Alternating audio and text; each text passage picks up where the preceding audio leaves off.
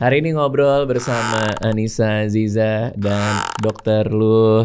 Dokter ini adalah spesialis ahli kedokteran fisik dan rehabilitasi khusus anak. Iya.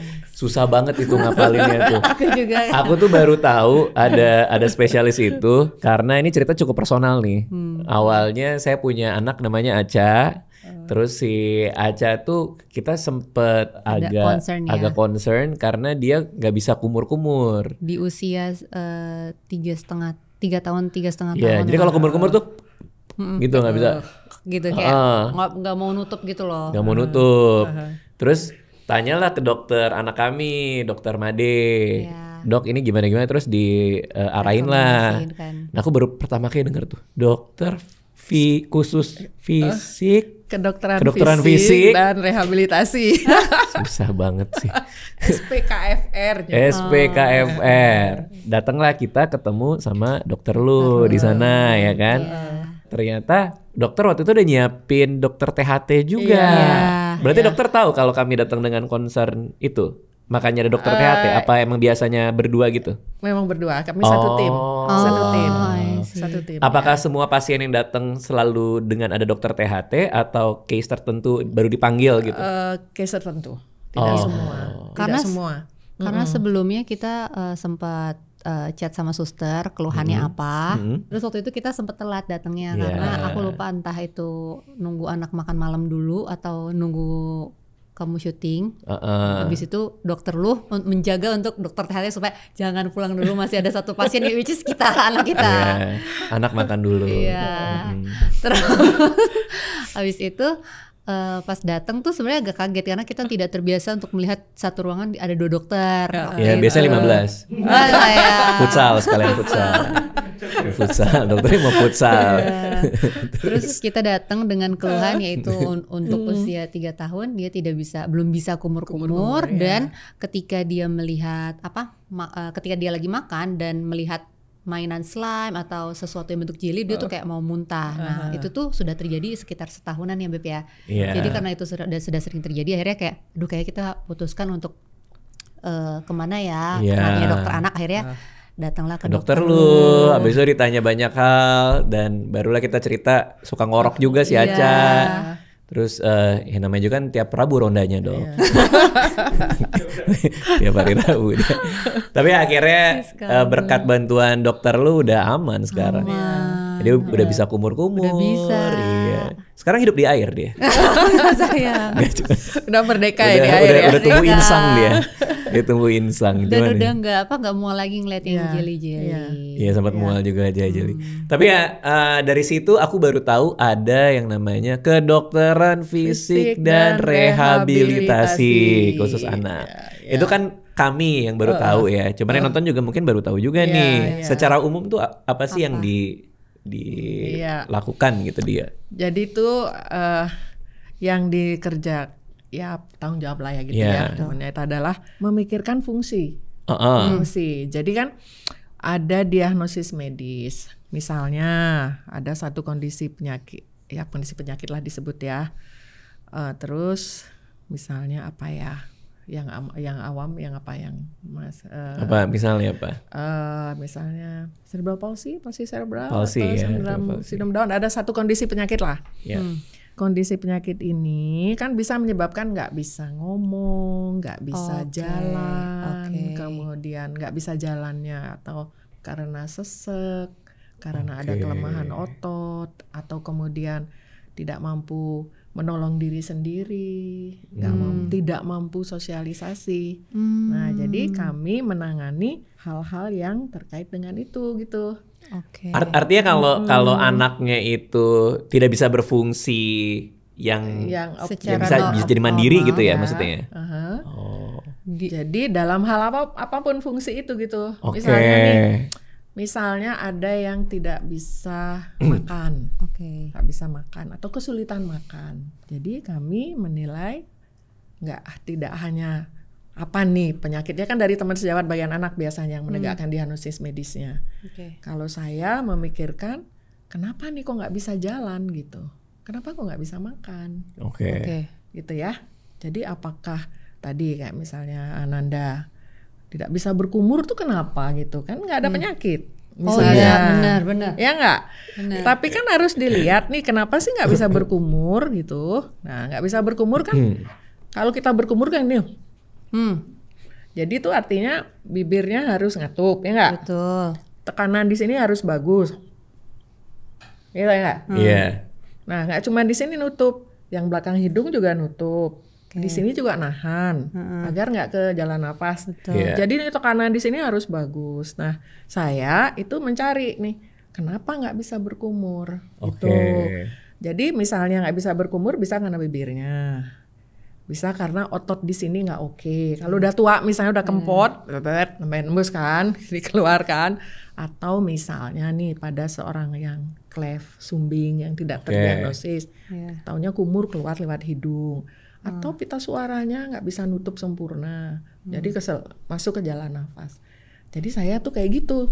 Oke, berarti emang menelusuri yang kayak gitu ya. Berarti kayak makanya si Aca datang dengan nggak bisa kumur itu sama dokter dipretelin semua tuh. Satu-satu dilihat apa segala macam. Masalahnya aku tuh 3 hari yang lalu dok, malam-malam tuh sebelum tidur kan biasanya sikat gigi. Aku nggak bisa kumur, nggak ada airnya karena kan kosong nih. Kan jadi mana kok? Aku udah kayak apa konsul aja ke dokter lu ya sekalian nih mumpung ada. Aku tadi mau gitu. Kalau misalnya speech delay itu termasuk di ranah dokter juga berarti? Termasuk. Termasuk. Jadi gini, kalau saya tidak bisa melihat begini, seseorang tidak bisa bicara. Itu penyebabnya multi sistem organ. Karena untuk bicara nyerocos kayak kita nih, itu tuh mesti lihat, mesti denger, mesti punya atensi. Coba nih Mas kaget nih, kemana-mana gitu kan, pasti nggak ada atensi, pasti juga nggak akan bisa. Apalagi pada anak tuh kan proses belajar. Jadi artinya mesti denger, mesti lihat, mesti paham, mesti nyimpan di memori, mesti ingat. Kemudian merencanakan nih kita akan mau meresponnya seperti apa. Kalau kita meresponnya untuk bicara, rocos, itu mikir lagi nih kita mau jawab apa. Setelah kita mikir mau jawab apa, terus kita mesti ingat lagi mengucapkannya seperti apa. Ya nggak? Karena misalnya saya sering ngasih contoh ke pasien. Coba Madika nebak saya ngomong apa?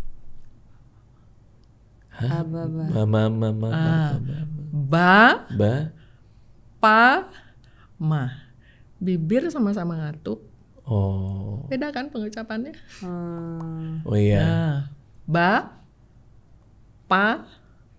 Ma. Jadi bibirnya ngatup, tapi yang keluar adalah berbeda ucapannya. Itu yang kelihatan ya. Tapi coba saya mau bicara kalau gini. Kaki. jadi bicara itu nggak mudah. Ini mukanya gimana? Nggak mudah kakak. Kamu dari tadi ngomong. Ada ya? Aku dari tadi. Roti.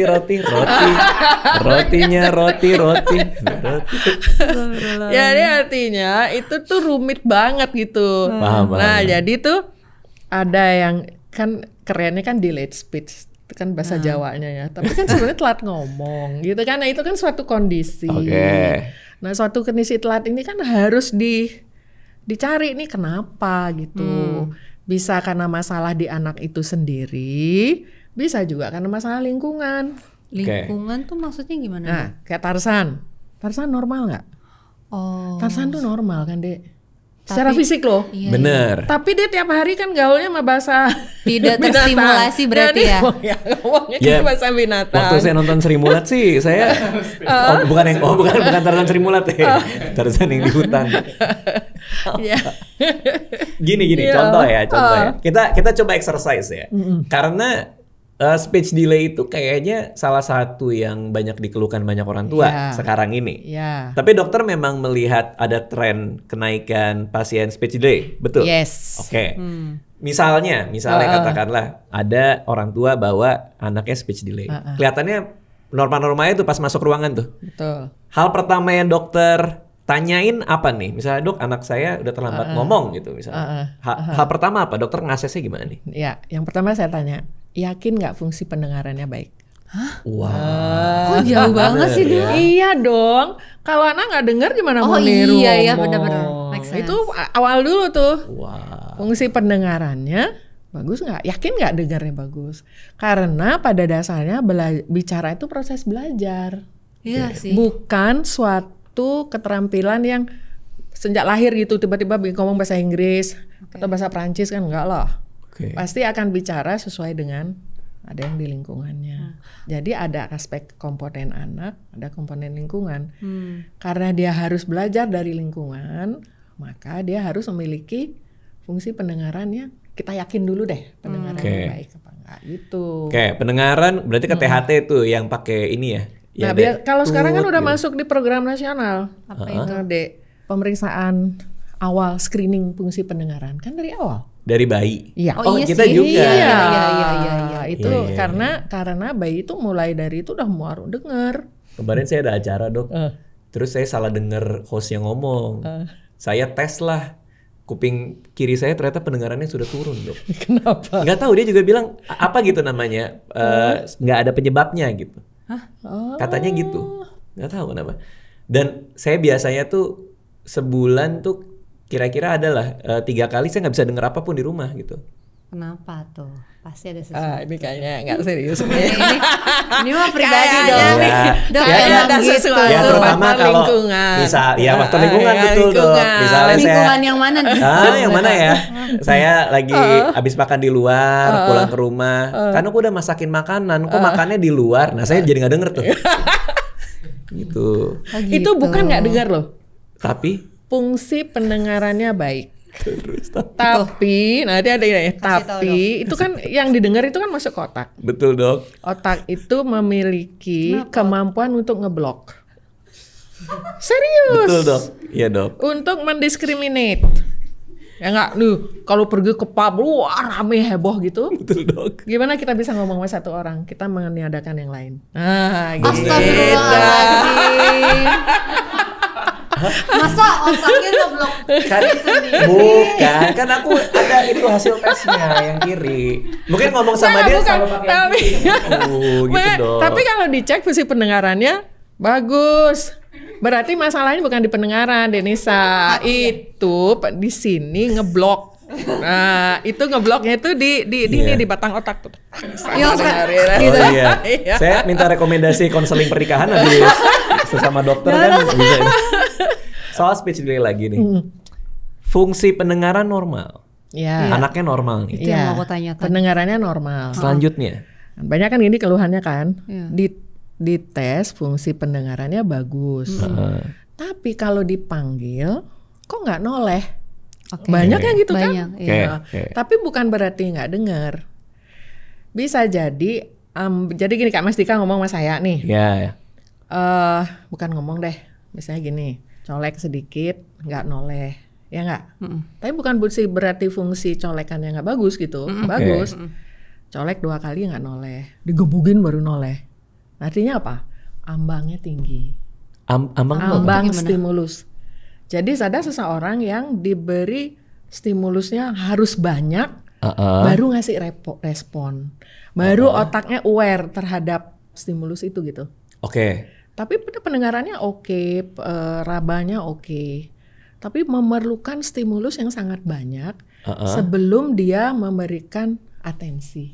Itu nama kondisinya apa? Modulasi sensoris namanya. Artinya terlalu Jawa ya.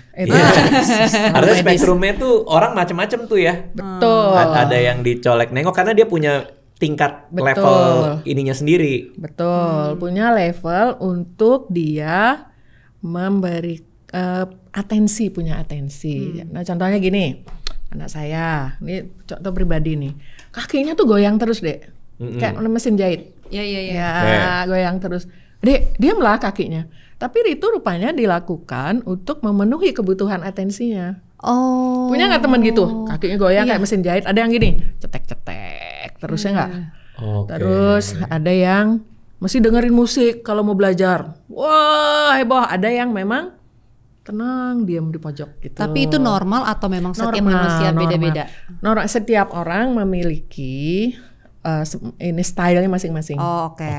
Tapi masih ambang normal ya? Masih normal. Namun bisa juga nggak normal kalau dia memberikan respon yang tidak biasa terhadap satu hal yang buat kita tuh sebenarnya harusnya nggak responnya seperti itu. Misalnya dong. Misalnya nih pakai tag baju sini, begitu nempel, kalau kita kan nggak apa-apa.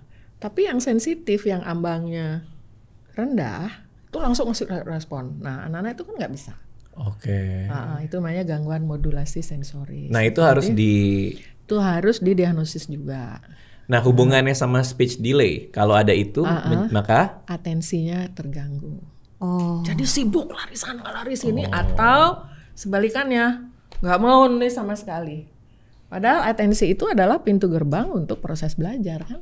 Pada umur berapa sewajarnya anak udah bisa bicara, dan pada umur berapa kalau dia telat baru dibilang speech delay? Jadi sebenarnya ada tahapannya, Mas Dika, itu ya. Misalnya yang ini aja deh, yang jadi kata bicara di atas 1 tahun misalnya. 2 tahun itu harus 50-100 kata. Gue inget tuh, kita kalau habis vaksin suka dapat PR sama dokter Made. Harus sudah bisa ini 50 kata. 6 bulan udah harus bisa ini, 12 bulan harus dapat. 2 tahun 50 kata. Kalau katanya 1, 2, 3 sampai 50. Itu nggak masuk ya. Kadang-kadang kan orang tua ngajarinnya angka. Kalau ngajarin angka tuh saya sering gini, Dek, apakah memang ada kebutuhan dalam jangka pendek ini harus menandatangani surat berharga? Itu pertanyaan. Karena diajarinnya perlu angka. Umur segitu kan nggak ada urusan sama angka. Bener. Main coba umur itu. Mau jadi akuntan lu gitu kan?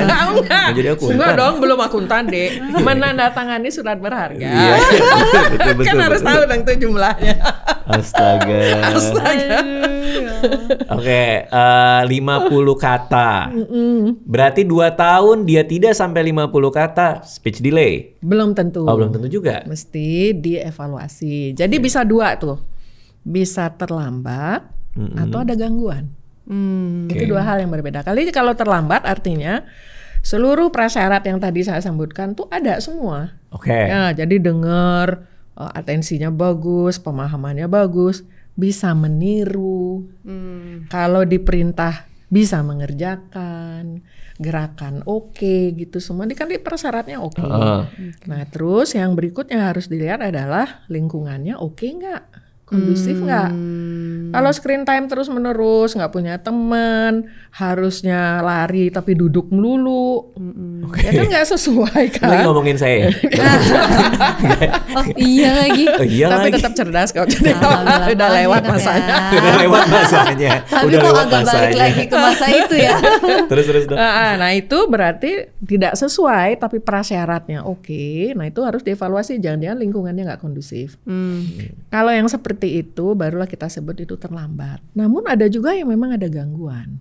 Memang gangguan. Jadi ada sindrom tertentu atau mungkin ada gangguan pendengaran atau misalnya riwayat kejang, ini itu. Nah, itu semua pertanyaan keluar tuh waktu itu. Nah, itu kan tanya semua karena saya sedang menelaah ada nggak ini gangguan atau terlambat. Iya. Artinya penyebabnya bisa dari lingkungan, bisa dari fisiologisnya. Anak. Oh, dari badan anak maksudnya? Iya, maksudnya anak, kondisi anak ya. Bisa secara anatomis, fisiologinya atau penyakit tertentu. Gitu. Wow. Mayoritas yang dokter temui atau kita lihat di masyarakat itu karena lingkungan dan kurang stimulasi kah? Atau mayoritas justru karena badan anaknya? Kondisi anak maksudnya. Gini, ini ada yang menarik. Jadi kalau anak yang hadir ke saya yang sekarang usianya kira-kira 4 tahun gitu ya. Nah itu pas pandemi tuh Mas Hadin tuh. Kenapa? Jadi pas pandemi kan nggak dapat stimulasi ya. Restriksi, mereka nggak bisa main keluar, nggak bisa apa. Nah itu biasanya karena memang situasi gitu. Namun kemudian ditanya lagi nih, dulunya waktu hamil bagaimana? Persalinannya aman gak? Setelah lahir bagaimana? Pernah sakit berat atau tidak? Atau apa? Nah itu ditanya dulu. Nah, jadi sekarang dari pengalaman sehari-hari, yang banyak adalah sebetulnya yang prasyaratnya sebetulnya fine-fine saja gitu. Namun stimulasinya kurang. Nah, anak-anak ini yang tidak mendapatkan stimulasi yang oke, gitu, nggak seperti zaman dulu Mas Dika nakal kesana kemari gitu, main gitu, itu biasanya gambarannya itu looks like seperti autism.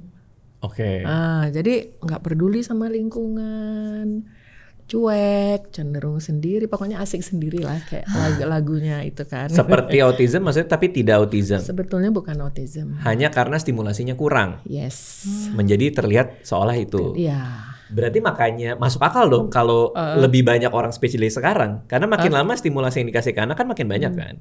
Kalau kita, maksudnya makin sedikit kurang, ya. Maksudnya dikasih iPad gitu kan, makin banyak kan. Kita ke mall aja kan, meja-meja sebelah kan pasti pada buka semua tuh buat anaknya kan. Makanya itu berkorelasi tuh ya. Betul. Karena pada gini, anak itu belajar itu harus sebanyak mungkin menggunakan inderanya. Sedangkan nih kalau nonton itu screen time itu hanya visual saja. Jadi gini, kalau misalnya kita tahu jarak, tadi yang saya sebut persepsi, itu harus dirinya sendiri yang mencoba melakukan. Nggak bisa kotak-katik pakai jari gitu.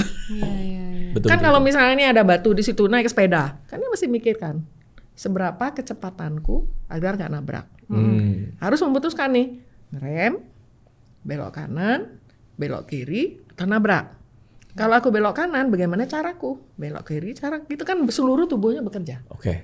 Nah itu yang anak-anak tuh kurang sekarang.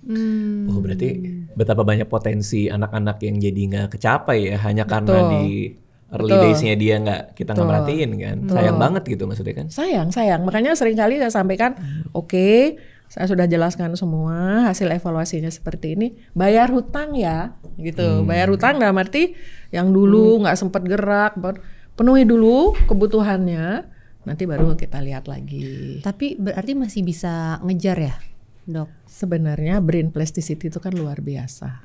Kalau misalnya bukan karena satu kondisi medis yang berat, itu kan masih bisa dikejar deh. Berarti bisa dikejar. Tapi kan memang harus didiagnosis dulu nih. Ini penyebabnya apa gitu ya. Dan lebih cepat lebih baik untuk ditangani. Iya, betul. Nah ini kan buat preventifnya nih, buat pencegahannya. Berarti stimulasi apa yang kita bisa kasih ke anak supaya nggak speech delay? Yang paling baik itu tempat belajar anak adalah di rumah.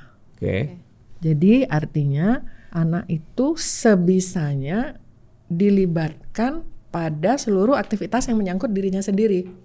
Misalnya nih, kalau mau makan, kita libatkan tuh mulai dari ngambil piring, karena dia akan ngelihat piring itu kayak apa. Piring, sampai duduk, sampai melihat bagaimana itu dicuci. Tentu itu akan sangat berbeda kalau tiba-tiba brok ada makanan. Terus mata ngelihat layar kan, atau lagi apa gitu ya. Kan nggak ngelihat bentuk sendok itu seperti apa. Piring itu apa, seperti apa. Karena anak juga harus belajar bahwa sisir, sikat gigi. Kalau sisir, aku begini nih. Kan nggak mungkin sisir kita pakai begini kan. Kalau sikat gigi ya buat begini. Jadi dia belajar bahwa persepsi bentuk tertentu, dia harus melakukan aktivitas tertentu yang berbeda tujuan outcome-nya beda. Gitu, keren kan? Kalau makanan sendiri ada nggak yang bisa membantu supaya tidak telat bicara?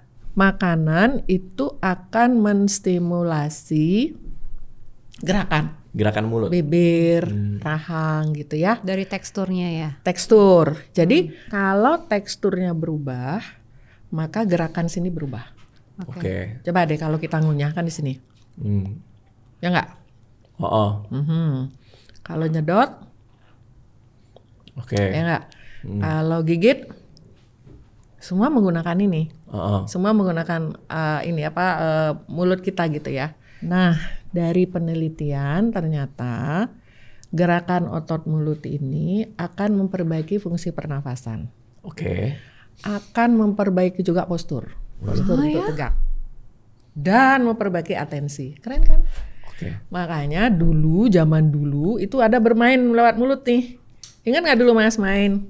Ya nggak tahu deh, Ya, kan jauh lebih muda dari aku. Gini yang muter-muter itu tuh loh.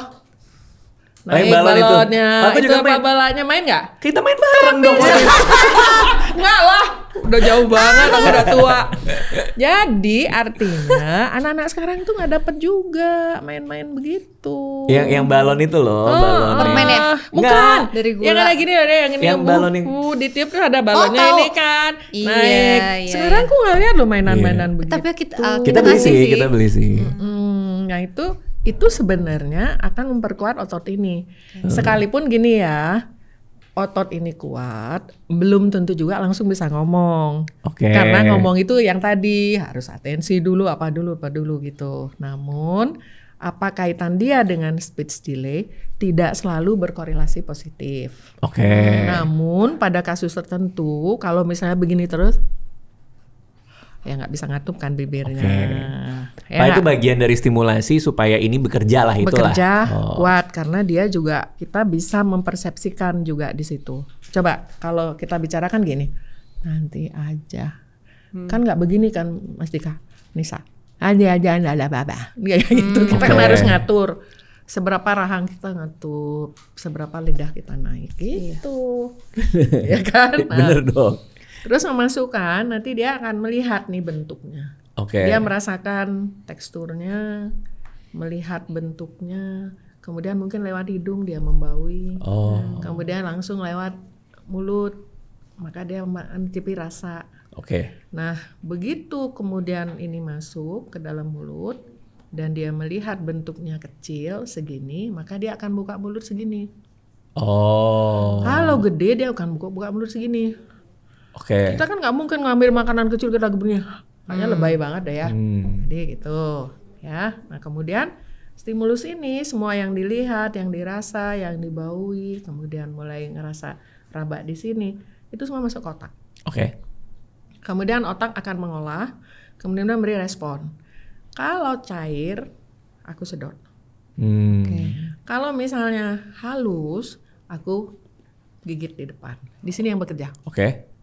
Tapi kalau padat, aku lidahku bawa ke kanan, ke belakang. Maka aku akan mengunyah.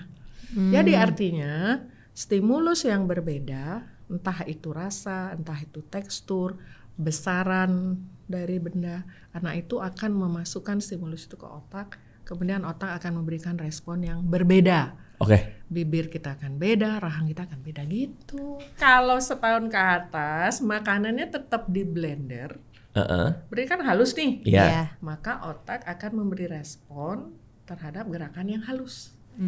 Maka rahang tidak bekerja. Oke. Dia akan mulai langsung. Gitu. Nah, snack itu juga bisa bantu untuk menstimulasi. Ini ada snack namanya Promina Melty Buns. Mana Gilang? Oh, ini dia nih. Promina Melty Buns. Wah, ini jadi menarik banget. Dia ada berbagai macam tekstur di sini. Kalau misalnya anak masukin ke mulut, itu nanti dia bisa belajar untuk mengunyah. Nanti akan keluar bisa jadi melty di mulut, bisa jadi lumer. Jadi nanti dia akan belajar banyak tuh. Kalau misalnya dia mau gigit ini bisa pakai yang bagian depan. Kalau misalnya agak yang keras dia bisa pindahin ke belakang-belakang. Lalu kalau udah ada melty-melty-nya itu dia bisa belajar untuk ngecap-ngecap gitu. Menarik. Jadi semuanya bisa belajar dari satu. Bener, jadi bantu untuk menstimulasi karena semua pasti direspon sama otak. Nah, ini ada latihan menjimpit juga tuh. Oh betul. Jadi itu latihan ini nih, biar anak juga bisa ngambil. Jadi semua dilatih, ngambil, dimasukin mulut, terus diginiin, baru pas keluar diisep. Ya ampun. Ini 1 tahun ke atas nih. Berarti kita bisa. Kita bisa, aku 1 tahun dikali 40, jadi bisa. Boleh cobain nggak? Boleh. Coba aku juga mau cobain. Dia ada. Ini rasa original, yang warna original. putih. Ini rasa strawberry. Aku sih nggak bisa cuman 1 sih. Oh gitu nih.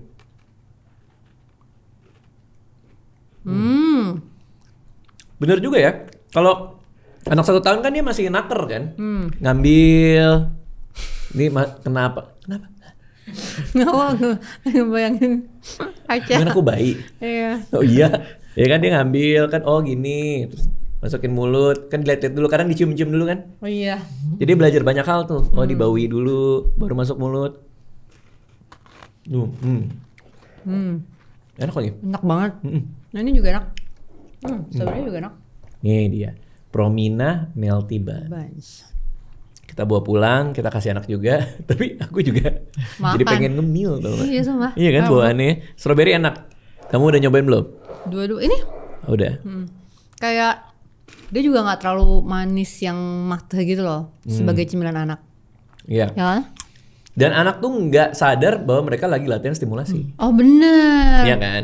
Karena kan memang dia doyan, jadi kan dia nggak taunya terstimulasi dengan sendirinya. Oke, itu tadi kita udah ngobrol sama dokter Lu. Terima kasih udah main kesini dok. Seru banget. Kita udah bicara panjang ya dari pengalaman pribadi kita ketemu dokter. Terus ternyata ada banyak aspek lain dalam membesarkan anak yang mungkin kita lewat ya.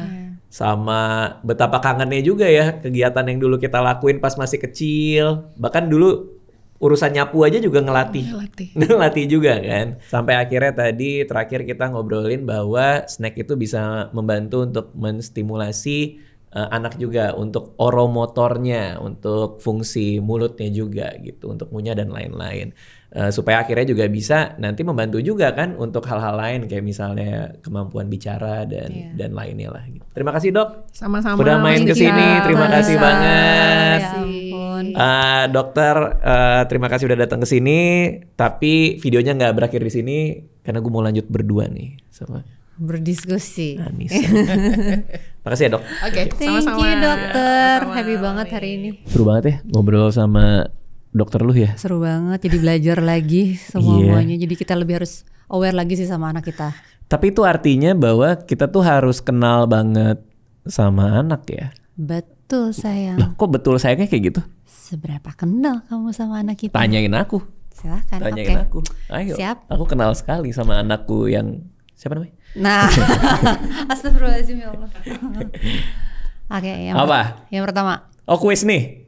Iya. Banget kuis banget. Iya dong. Ayo boleh. Kamu kan pasti tahu banget kan anak kamu. Boleh. Ntar aku buka Google dulu ya. Ini nggak akan ada di Google. Oh boleh.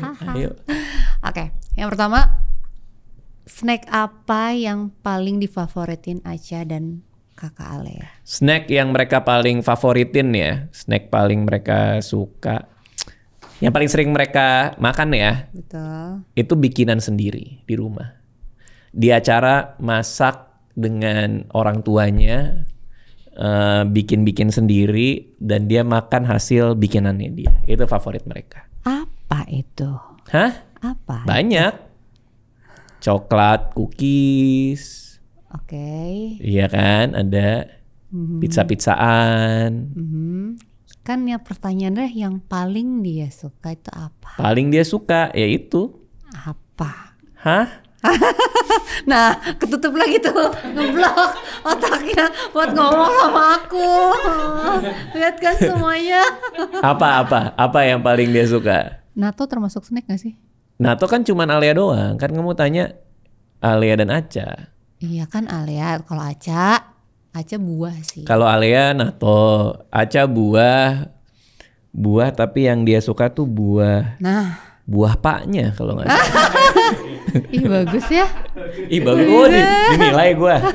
Dinilai. Strawberry sayang. Iya. Kok kayak iya, aku gitu tahu. ada gitunya. Iya, makanya cocok tuh tadi ada Promina, iya kan? Dia pasti bakal suka. Yang rasa strawberry tuh pasti dia suka banget tuh sama Promina Melty Buns kan. Karena ada yang strawberry itu yang kecil-kecil tuh. Pasti dia suka banget. Tapi fun fact-nya Aca sama Alea tuh suka ngemilin Promina tapi varian lain yang crunchy rasa keju. Oh iya. Itu enak, aku juga suka. Tapi mereka keju tuh tergila-gila sih. Iya. Terutama Alea. Alea tuh suka banget rasa keju gitu. Nggak cuma di Promina itu, tapi keju yang batangan itu tuh, yang kita beli supermarket yang suka dipotong-potong juga doyan dia. Doyan. Kenapa ya? Suka banget keju ya? Ya ngerti deh. Tapi emang enak sih, diolahnya tuh enak gitu. Pertanyaan kedua. Oke. Siapa anak yang paling aktif di rumah? Anak paling aktif di rumah? Apakah Alinea, Aksara, Raditya Dika? Aku anak. Aku anak Banyak dari... yang komen kayak, ih lagi ngurusin 3 anak, kamu termasuk anak aku. Iya. Itu terlalu aneh sih buat. Bener ada yang komen gitu. Iya. Alia atau Aca? Yang paling aktif? Aca. Betul. Iya kan? Aca paling aktif. Alia juga aktif tapi aktifnya bersahaja. Iya bener. Cantik. Iya, aktifnya bersahaja. Kalau Aca aktifnya brutal dia. Iya bener-bener. Gantian dong. Kamu kan lebih sering di rumah daripada aku. Enggak sih, aku lebih sering di rumah daripada kamu sih. Kalau weekend aku di luar. Kebalik. Siapa yang paling aktif di rumah? Hanung Bramantio, karena tetangga kita kan. Karena ada banyak tuh anaknya dia tuh. Yang paling aktif yang mana? Kok gitu kamu? Kan itu di rumahnya Mas Hanung, bukan rumah aku. Iya, kan aku boleh lebih seringnya di nanya. rumahku sendiri. Oh iya, oke. Ya udah, terus apa? Boleh. Oke. Anak-anak kan suka ini kan, apa aja tuh dikerjain. Eksperimen. Ya eksperimen gitu. Tapi kalau kamu perhatiin kira-kira Alia atau Aca yang lebih suka mencoba hal baru? Mencoba hal baru? Mencoba hal baru ya? Secara teori Aca, secara teori. Kalau kita lihat bentukannya tuh kayak dia suka banget eksperimen kan. Oke. Tapi kenyataannya Alia. Karena Aca itu kalau udah suka satu hal, itu terus. itu aja gitu. Sama kayak suami aku. Ya karena aku setia sama kamu. Aku bingung responnya. Nggak usah nutup muka Fitri. Nutup muka. Ih males. Ya tapi dia emang kalau suka satu hal itu aja. Itu Aca. Nah kadang-kadang makanya kalau kita mau kenalin dia ke hal baru, itu harus pelan-pelan banget. Bener. Nah ini kan kita syuting, Alia ada di luar. Ya kan? Iya kan, kita lagi syuting ini Alia di luar kan? Kenapa kamu bengong? Barusan dipulangkan. Karena sudah jam ya udah makan. tadi. Oh, aku kira mau udah invite lah. Kan masuk alinea. Enggak. Jauh juga mikir kamu ya? Iya, udah karena show kayak aku entertainment banget ya. Di kepalanya udah ada rundown. Oh, ini mau diundang dan. Enggak, aku ngasih konteks karena tadi kan kita habis nyobain Promina Melty Buns kan. Di luar dibawain juga Promina yang baru. Coba tadi. Aku udah ngasih tadi. Iya makanya aku mau bahas nih. Terus di luar nih, nah ini belum keluar nih pas ini syuting. Terus Alia ngeliat gitu, ini apa Pak? Ini Promina Yogurt Melts. Terus aku nanya kan tadi, ini apa aja? Jadi ternyata dia tuh kayak yogurt, nih aku buka ya. Yogurt di sari-sari kehidupannya disedot. Iya maksudnya kayak kehidupan lagi. kayak semuanya disedot sehingga menyisakan bites kayak gini. Oke? Kamu cobain deh. Nah, yogurt melts ini jadi ini kayak yogurt, sari yogurt lah. Karena semuanya dikeringin jadi kayak gini. Kayak apa ya? Kayak ada gini makanan gitu kayak kan gini. biasanya kita kalau yogurt tuh diminum gitu. Yogurt diminum. Yogurt apa diminum? Diminum gak yogurt? Pakai sendok kan? Iya, dikunyah. Ada yang bisa diminum, ada yang di itu. Aku sih diemut. Oh iya, ya deh, si Ya deh. paling Promina. Jadi Promina? Kenapa jadi Promina? Jadi Promina tiba-tiba. Nah, aku juga baru pertama nyobain nih. Ya. Coba ya. Tunggu. Kenapa kayak minum apa? Kanan kiri. Apa sih? Kenapa Nggak kanan apa-apa. kiri? Kenapa kamu Makanya. protes banget gitu? Aku udah Pak. Iya jadi curhat deh. Dulu pertama kali kita ketemu juga aku komenin cara makan kamu. Aku langsung kaget gitu. Aku makan dari kanan kiri. Iya, kamu makan selada gini. Aku kira Nggak kamu ada. Nggak pernah aku Ih. makan kanan kiri. Nggak. Kayak tadi jadi aku langsung flashback kayak Jadi aku masa-masa jelasin itu. ya teknisnya ya. Tadi aku ngambil si Promina Yogurt Melts-nya itu karena aku ngambilnya 2, dia keburu nempel jadinya. Gini ya kan. Oh pisahin. Aku mau makan, aku mau pisahin. Cuman aku kayaknya motorik aku. Kayaknya motorik halus dengan batang otak itu. Kayaknya salah koordinasi. Kalau kata dokter tadi. Sehingga yang kepotek begini. Tuh. Dia nggak lepas secara utuh. Oh, iya. Iya aku kan? lihat. Tadi kamu lihat kan? Nah makanya aku mau makan, yuk kita makan bareng. Ya kan? Di kepala aku karena yang ini baru dipotek. Tahu nggak kalau kita makan kerupuk kita potek baru kita makan kan? Iya. Nah jadi ini aku makan otomatis karena di kepala aku terakhir tuh dia baru aku potek. Oke. Ngerti nggak maksudnya? Ngerti. Nah makan pas aku punya kok dikit ya gitu. Nah, panjang. Fitri ketawain lagi sama Fitri. Baru aku, salah nih. Kok yang dikit yang aku masukin mulut. Baru aku langsung kesini gitu. Itu rangkaiannya. Ya udah. Kita nanti berstimulasi bareng bersama Aksara. Jadi makan langsung gitu loh. Kasihan aku lihat kamu. Aku sekarang apa yang harus dikasihanin dari orang motek apa yang harus dikasih? Orang belum tentu ngerti. Ya kenapa harus dikasihanin orang motek yogurt melt dari kiri dan kanan? Kamu jadi nggak konsen. Kamu kenapa gitu? Kamu doang yang protes. Kamu doang yang protes. Ini mau kita bahas gak nih? Iya. Gimana? Ya, yogurt melt. Tapi enak loh. Apa? Mau lagi dong? Nih. Enak banget, ini anak-anakku pasti suka sih. Oh, ini dari yogurt asli. Yogurt asli. Oh, ini biasanya ada probiotiknya nih. Dan probiotik tuh biasanya juga bagus buat pencernaan setahu aku ya. Nih, di sini jelas nih ada sumber vitamin A, sumber zat besi, 7 vitamin dan 3 mineral. Nah, kalau kamu beneran itu dong, anak-anak makan Promina dong di rumah kan? Makan, sampai ke mie-nya juga sup mie. Berarti kamu tahu dong, yang pink namanya siapa? Pink Fong.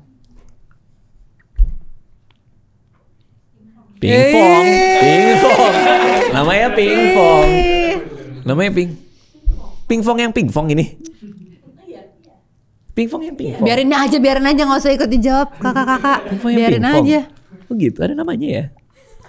Pingfong yang Pingfong. Aku setiap hari mendengar lagu-lagu Pingfong, kamu tidak mendengar ya, itu? Aku baru tahu ini Pingfong yang Pingfong. Aku tahu Pingfong, tapi aku gak tahu ini Pingfong yang Pingfong. Iya, yogurt melt. Rasanya gimana menurut kamu? Enak, manisnya juga pas banget buat anak-anak. Tapi buat orang dewasa menurut aku bisa konsumsi juga. Oke. Membeku minus ini dijelasin nih caranya. Yogurt melt terbuat dari susu asli yang diproses menjadi yogurt, diproses dengan metode pengeringan beku. Ih, menarik banget. Jadi yogurtnya dibekuin jadi minus 40 derajat Celcius, freeze dried namanya. Kadar air dihilangkan, baru dia jadi kayak gini. Nah, ini untuk anak-anak yang nggak doyan makan yogurt langsung banyak atau segala macam. Siapa tahu kan ada yang mau dapetin vitamin atau probiotiknya. Bener. Tinggal gini aja. Benar. Menarik. Make sense. Oh, ini ada tangannya juga nih. Oh, menjimbit. Belajar menjimbit. Gini doang. Iya, gini doang. Ya Allah, dulu Aca ngejimpitnya pakai kacang-kacangan. Kenapa belum ada? Itu belajar atau makan juga? Belajar menjimpit tapi pakai kacang. Tapi kan kok ini enak sambil dia makan sendiri. Jadi kayak stimulasinya tuh macam-macam, menjimpit habis itu makan. Oh, berarti juga nyambung ya sama tadi ya. Berarti stimulasi supaya mulut kita bergerak kan, gini kan? Iya, bel kan? Menarik ya. Jadi semakin beraneka ragam teksturnya, makin terstimulasi mulutnya kan? Apa aja kita kasih durian yang nggak dikupas ya? Okay. Menurut aku, Hah? Kamu juga makan ini nih, biar terbiasa motorik semuanya tuh kayak. Oh, mau nyikat balik tadi. Iya. Tapi agak nggak nyambung ya, nggak apa-apa sih. Oke. Nah, ini pas video ini tayang, kita kan dapat duluan. Tapi pas video ini tayang, seharusnya udah ada di mana-mana. Yes. Kalau mau tahu info lebih lengkapnya bisa ke Bayi Sehat Promina. Oke. Aduh, ya itulah ya. Tapi ngomongin anak kayak gini bikin aku kangen juga sih. Sama siapa? Di gameku tuh aku ceritanya punya anak kan, jadi nggak dong sama Aca sama Alia dong. Oh, Aca Alia. Iya, mereka lagi di mana sih? Lagi di rumah ya? Lagi dinner. Oke, kita abis dinner kita langsung kasih ini ke mereka. Let's go. Terima kasih semua yang udah nonton. Terima kasih juga buat Anissa Aziza udah meluangkan waktunya. Pertanyaan. Kenapa tiap ngomong Anissa Aziza ada nadanya gitu loh? Anissa Aziza. Emang kenapa? Ya nggak apa-apa. Kenapa datar mulutnya? Aja. Terima kasih untuk Anissa Aziza. Nah, coba deh kita. Itu datar tapi. Iya. Harus ini fun kan, ketemu kamu fun. Oh gitu. Makasih Anissa ya. Aziza. Iya, kayak ada fun. Iya gak sih? Iya. Makasih sayang udah datang sih. Ih sayang. Keceplosan ya. Keceplosan. Merah. Mukanya merah. Kenapa dia? Kenapa dia yang merah mukanya? Soalnya kamera kamu Oh sini, iya kesini. kamu yang Oh dia lihat. ngira. Buat dia. Si Tio ngira buat lu ya Yo. Hah? Gak gitu Bang. Buat lu. Tapi lu merah sih. Kenapa langsung kayak tiba? Iya merah. Terus kenapa muka lo merah? Ya emang merah Bang mukanya. Enggak. Sampai ke kuping-kuping. Ya kalau emang Tio kan udah lama nggak ada yang manggil saya. Oke, makasih semua yang udah nonton.